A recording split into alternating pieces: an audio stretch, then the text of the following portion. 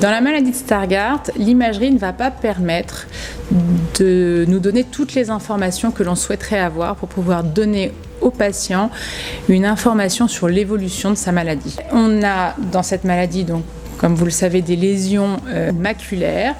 Ces lésions centrales peuvent parfois toucher la moyenne périphérie, mais il est rare qu'on ait quelque chose de très très diffus.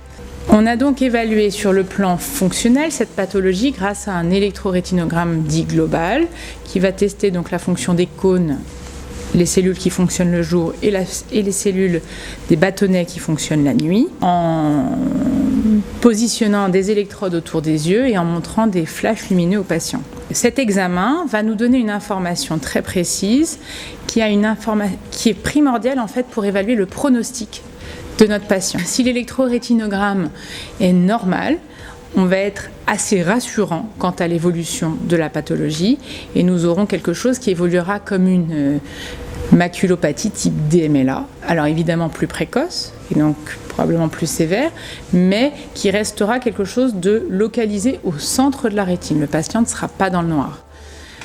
Par contre, si on a une atteinte de la fonction des cônes, là ça commence à être un peu plus sévère avec une photophobie permanente et vraiment une gêne dès que le patient est à l'extérieur, dès qu'il y a beaucoup de lumière.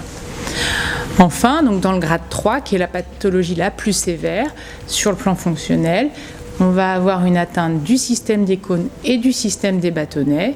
Et là, par contre, on va également le patient va ressentir des symptômes également à l'obscurité et ça assez précocement. Donc, vous pouvez bien comprendre que entre le grade 1 où le patient a une atteinte centrale, où effectivement il a du mal à lire, et le patient qui est gêné pour tous ses déplacements, nous ne sommes pas devant la même maladie, malgré le fait que dans tous les cas on appelle ça maladie de Stargardt, car en fait la maladie de Stargardt est un ensemble de dystrophie rétinienne avec une mutation commune qui est la mutation sur le gène du Stargardt. Concernant l'intérêt de refaire cet examen, je ne suis pas sûre qu'il soit primordial de le refaire sauf cas particulier et doute sur le diagnostic, remise en cause du diagnostic.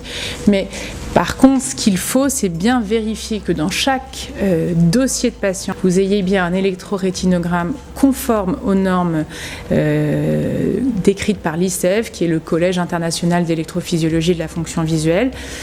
Si vos électrorétinogrammes sont trop anciens, il est fort probable qu'ils ne soient pas aux normes. Et dans ces cas-là, moi je conseille de le refaire pour qu'il soit dans le dossier. C'est important par la suite, si jamais un jour on peut proposer des thérapeutiques à nos patients.